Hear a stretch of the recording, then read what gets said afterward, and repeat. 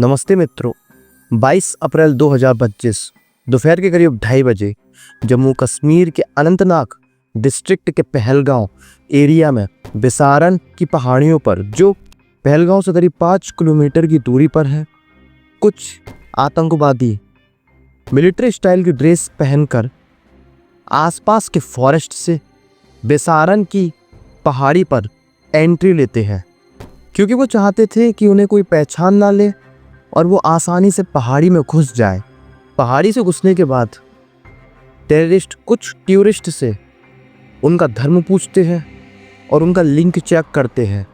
अगर वो मुसलमान हुए तो उन्हें छोड़ दिया जाता है और वो हिंदू हुए तो उन्हें वहीं गोली से उड़ा दिया जाता है।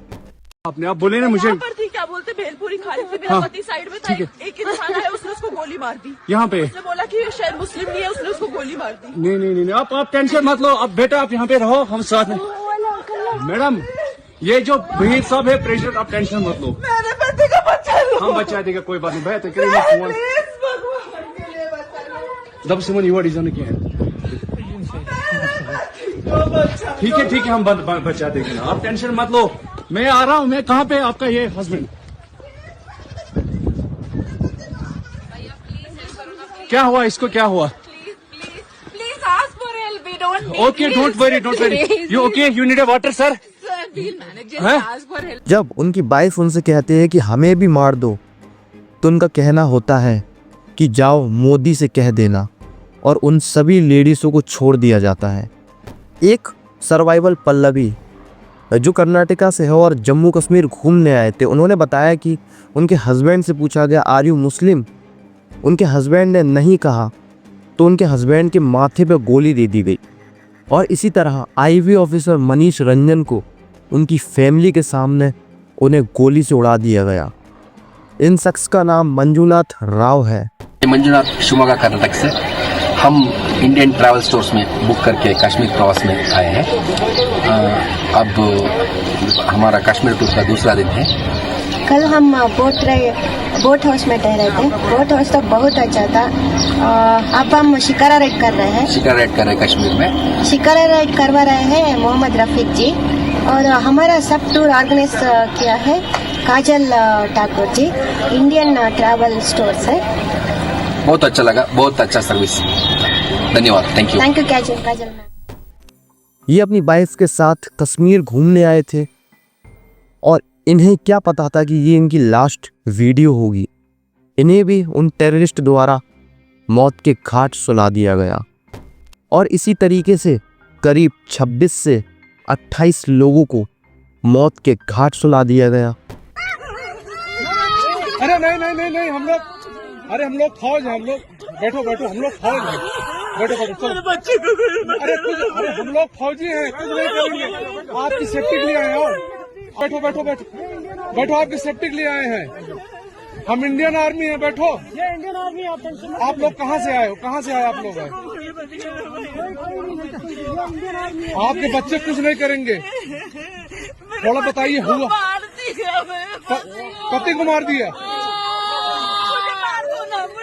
नहीं बेटा शांत हो। लो पानी पियो। कहाँ से आए लोग? हैदराबाद से। अरे साथ में आपके हैदराबाद के हैं। आखिर कौन थे ये टेररिस्ट जिन्होंने सिर्फ गैर मुस्लिम लोगों को ही टारगेट किया, और क्या इस केस में फॉरेनर्स लोग भी मारे गए? चलिए पूरे केस पर इन डेप्थ नज़र डालते हैं।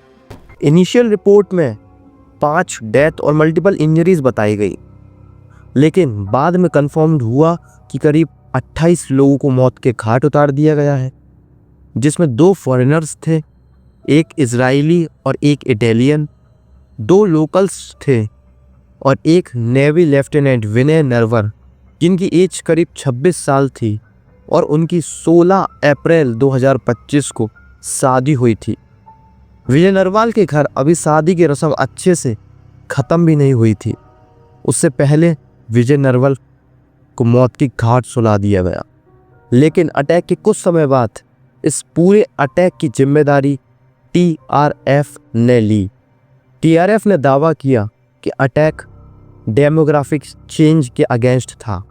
उन्होंने कहा कि इंडियन गवर्नमेंट करीब 85,000 या कहो 85,000 नॉन कश्मीरियों को जम्मू एंड कश्मीर में सेटल कर रही है, जो उनके अकॉर्डिंग आर्टिकल 370 के रिवोकेशन का पार्ट है।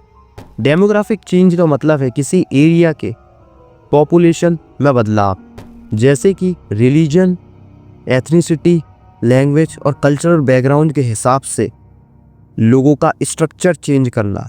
डेमोग्राफिक चेंज में किसी दूसरे जगह के लोग उस जगह पर आ सकते हैं और उस जगह पर रह सकते हैं। लेकिन आपके मन में सवाल आ रहा होगा कि TRF क्या है। TRF एक मिलिटेंस ऑर्गेनाइजेशन है जो जम्मू एंड कश्मीर में स्थापित है। इसे भारत ने एक टेररिस्ट ग्रुप के रूप में नियुक्त किया है। TRF का गठन कश्मीर से आर्टिकल 370 हटाने के बाद हुआ था। भारत सरकार और एक्सपर्ट का मानना है TRF लश्कर-ए-तैयबा, जो कि पाकिस्तान का एक टेररिस्ट ग्रुप है, उसका ऑफ शॉर्ट वर्जन है, या फिर कहो एक छोटी संस्था है जो कश्मीर में सक्रिय है और इसमें हिजबुल मुजाहिदीन का ग्रुप भी शामिल है। ये ग्रुप अपने सेकुलर इमेज को प्रोजेक्ट करता है, लेकिन इसका एक्शन रिलीजियस माइनॉरिटीज़ वाला होता है। उदाहरण के तौर पर कहा जा सकता है कि ये लोग सिर्फ मुसलमानों को नहीं मारते, बाकी सभी समुदाय के लोगों को मौत के घाट उतार देते हैं। उदाहरण के तौर पर कह सकते हैं कि इनका टारगेट कश्मीरी हिंदू या फिर इंडिया में रहने वाला हिंदू, सिख और सभी जातियों के लिए होता है, लेकिन मुस्लिम इनके टारगेट में नहीं है। TRF ने 2019 के बाद से बहुत सारे अटैक किए और इनका टारगेट सिविलियंस, सिक्योरिटी फोर्सेस और पुलिस ऑफिसर्स ज़्यादातर रहते हैं।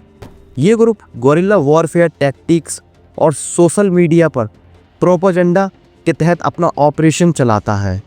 TRF के कुछ कारनामों पर नज़र डालते हैं।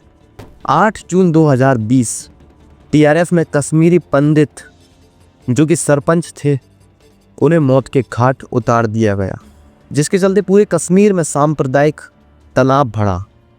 1 जुलाई 2020 TRF ने इंडियन सोल्जर्स पर हमला किया, जिसमें करीब 2 सोल्जर्स वहीं मारे गए और 3 बुरी तरीके से घायल हो गए। 8 जुलाई 2020 TRF ने एक पॉलिटिशियन, उनके ब्रदर और उनके फादर को मौत के घाट उतार दिया। 25 सितंबर 2020 TRF ने बाबर कादरी, जो कि एक प्रमुख वकील थे, उन्हें भी मौत के घाट उतार दिया गया और बाद में इसकी रिस्पॉन्सिबिलिटी ली।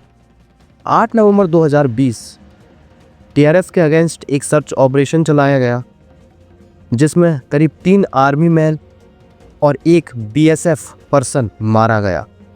23 दिसंबर 2020 TRF ने CRPF की पार्टी पर ग्रेनेड से हमला करा, उसके बाद गोलीबारी की, जिसमें 2 CRPF के जवान मारे गए और 1 बुरी तरीके से घायल हो गए। TRF अनंतनाग डिस्ट्रिक्ट पर पहले भी बहुत सारे हमले कर चुका है। 2022 में इस ग्रुप को सब्सटेंशियल नंबर ऑफ फैटलिटीज़ के लिए रिस्पॉन्सिबल माना गया। ये अटैक्स मोस्टली जम्मू कश्मीर के रूरल और अर्बन एरिया में करता है, जिसमें श्रीनगर, अनंतनाग, कुलगांव और पुलवामा इसमें शामिल हैं। TRF सोशल मीडिया के जरिए अपने प्रोपेगेंडा को फैलाता है और उसी में अपने अटैक को जस्टिफाई करता है। TRF के लीडर के नाम इस प्रकार है, जो मोस्टली सभी अटैक के जिम्मेदार होते हैं। शेख सज्जद गुल, ये TRF का लीडर और कमांडर माना जाता है। इंडियन गवर्नमेंट ने इसे 2022 में अनलॉफुल एक्टिविटीज़ एक्ट के तहत टेररिस्ट घोषित किया था। ये श्रीनगर में रहने वाला है और कहा जाता है कि पाकिस्तान से सारे ऑपरेशन चलाता है। मैं आपको बता दूं कि अनलॉफुल एक्टिविटीज़ एक्ट क्या है। ये भारत का एक कानून है जो 1967 में बना था। इसका मुख्य उद्देश्य आतंकवाद, देशविद्रोह और कानून के खिलाफ काम करने वाले ग्रुप्स या फिर पर्सन पर कड़ी से कड़ी कार्रवाई करना होता है। दूसरा है वसीत अहमद डार, ये TRF का चीफ ऑपरेशनल कमांडर है, जो मई 2024 में खुदवानी कश्मीर में सिक्योरिटी फोर्सेस के साथ मतभेड़ में मारा गया था। लेकिन आप ये जान के हैरान रह जाओगे कि ये 18 टेररिस्ट अटैक केसेस में मोस्ट वांटेड था। साजिद जाट और सलीम रहमानी ये दोनों भी टीआरएफ की लीडरशिप में इन्वॉल्व है और माना जाता है कि इनका लश्कर ए ताइबा से सीधा कांटेक्ट है।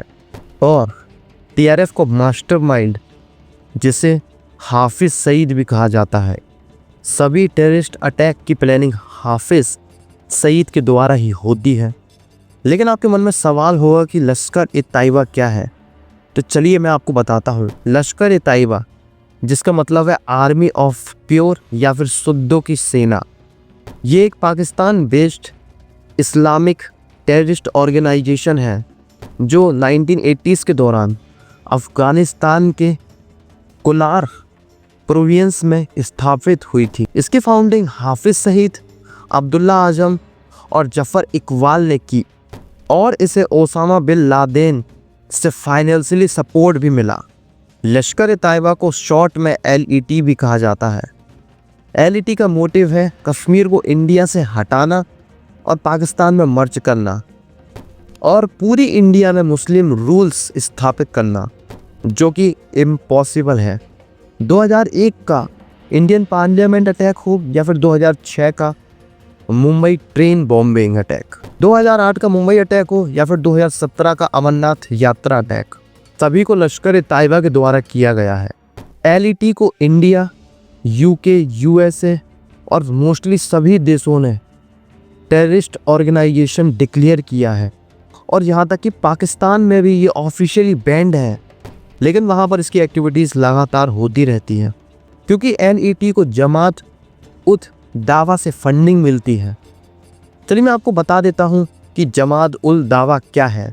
जमात उद दावा एक पाकिस्तान की ऑर्गेनाइजेशन है जो ऑफिशियली अपने आप को चैरिटेबल और इस्लामिक ग्रुप के रूप में रिप्रेजेंट करता है। इसकी एक्टिविटीज़ में एजुकेशन, हेल्थ केयर या फिर नेचुरल आपदाओं के दौरान रिलीफ देना शामिल है। लेकिन इस पर इंटरनेशनल लेवल पर काफ़ी कंट्रोवर्सी है क्योंकि इसको लश्कर ए ताइबा का फ्रंट ऑर्गेनाइजेशन माना जाता है। जमात उद दावा को शॉर्ट फॉर्म में JUD कहते हैं। JUD की स्थापना 1985 में हाफिज सईद और जफ़र इकबाल ने की थी। मैं आपको बता दूं कि JUD को पाकिस्तान में भी ऑफिशियली बैन कर रखा है। TRF, जिसने अभी पहलगांव में अटैक किया है, वो कश्मीर को इंडिया से अलग करना चाहते हैं। यह ग्रुप क्लेम करता है कि वो कश्मीर के लोगों के फ्रीडम और राइट्स के लिए लड़ता है, लेकिन वहीं दूसरी ओर से सभी लोगों को मारता है, कश्मीरी पंडितों को मारता है और अभी आपने देखा ही है कि टूरिस्ट पर भी अटैक किया। यहाँ हम कह सकते हैं कि इंडियन गवर्नमेंट और एक्सपर्ट का मानना एकदम सही है। इंडियन गवर्नमेंट ने TRF के सोशल मीडिया अकाउंट को बैन किया है और उनको मॉनिटरिंग भी किया है कि इसके थ्रू क्या क्या प्रोपेगेंडा फैलाया जा रहा है। लेकिन सभी के मन में एक सवाल खड़ा होता है कि टेररिस्ट हथियारों को लेकर इतनी भयंकर सिक्योरिटी में भी वैली में कैसे एंट्री ले लेते हैं। कहा जा सकता है कि इसमें लोकल्स का कहीं ना कहीं सपोर्ट रहता है जो टेररिस्ट को एंट्री दिलवाते हैं और कहीं ना कहीं हथियार की व्यवस्था कराते हैं। कुछ रिपोर्ट्स का मानना भी है कि टेररिस्ट के द्वारा कश्मीर के लोकल लोगों पर मैसेजेस आते हैं जिससे कश्मीर के लोकल लोग टेररिस्ट का सपोर्ट कर सके और महज कुछ पैसों में कश्मीर के सभी लोग नहीं कह सकता, कुछ लोग बिच जाते हैं।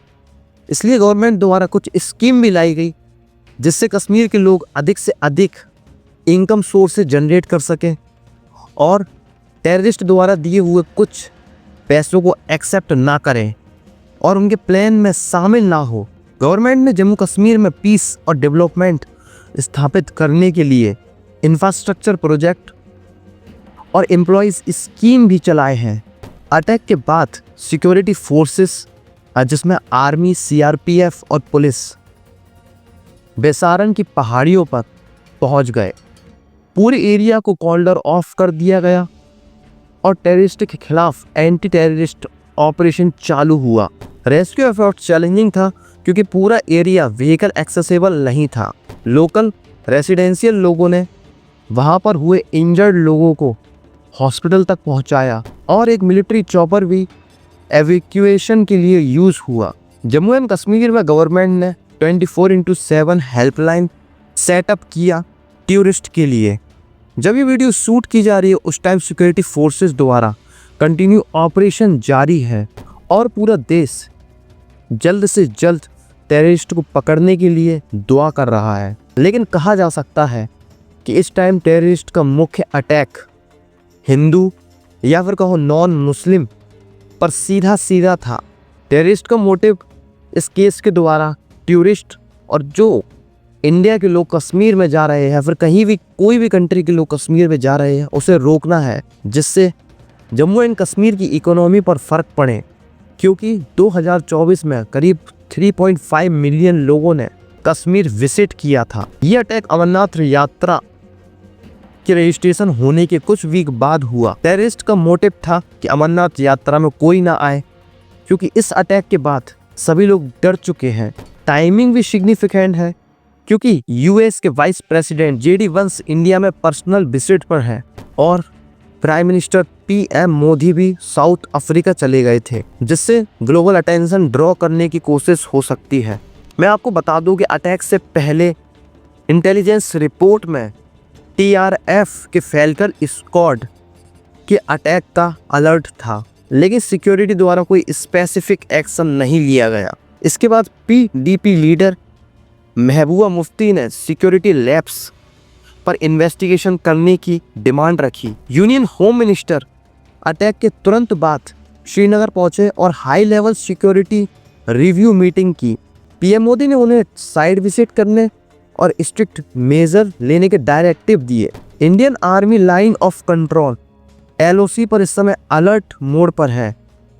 सोर्सेस के अकॉर्डिंग पाकिस्तान साइड में चेक पॉइंट पर कुछ सोल्जर्स मिसिंग दिखे, लेकिन बाद में इस केस के मास्टरमाइंड की फोटो सामने आई जिसका नाम आदिल गुरु है। पीएम मोदी ने इस अटैक को हैनस और कार्डली कहा और शपथ ली कि टेररिस्ट को जस्टिस फेस करना होगा। जम्मू एंड कश्मीर के सीएम ओमर अब्दुल्ला ने कहा कि रिसेंट ईयर का सबसे बड़ा सिविलियंस पर अटैक है और सभी नेताओं ने इस अटैक पर बहुत दुख जताया। अटैक के बाद पहलगांव टाउन जो सुबह तो टूरिस्ट से भरा था, लेकिन इस अटैक के बाद पूरे पहलगांव एरिया में शांति छा गई। लेकिन बाद में पाक का बयान आया कि इस केस में हम शामिल नहीं हैं, या फिर कहो इस केस में हमारा हाथ नहीं है। लेकिन वहीं दूसरी ओर जम्मू कश्मीर के उरी में टेररिस्ट ने दोबारा घुसने की कोशिश की, लेकिन इंडियन सिक्योरिटी फोर्स द्वारा 2 आतंकियों को ढेर कर दिया गया। पहलगांव अटैक 2025 एक प्लान्ड और ब्रूटल टेररिस्ट अटैक है जो टूरिस्ट को टारगेट करके जम्मू एंड कश्मीर की पीस नैरेटिव को चैलेंज करता है। टीआरएफ की भागीदारी, नॉन मुस्लिम पर टारगेट करने का पैटर्न और हाई प्रोफाइल टाइमिंग इस केस को कॉम्प्लेक्स और सेंसिटिव इशू बनाता है। सिक्योरिटी फोर्स अभी भी टेररिस्ट को ट्रैक करने में लगे हैं और पॉलिटिकल और सोशल कंडेमनेशन ने इस इंसिडेंट के अगेंस्ट यूनिटी दिखाई है। इफ मेरी वीडियो पसंद आई है तो लाइक शेयर सब्सक्राइब जरूर करें। धन्यवाद।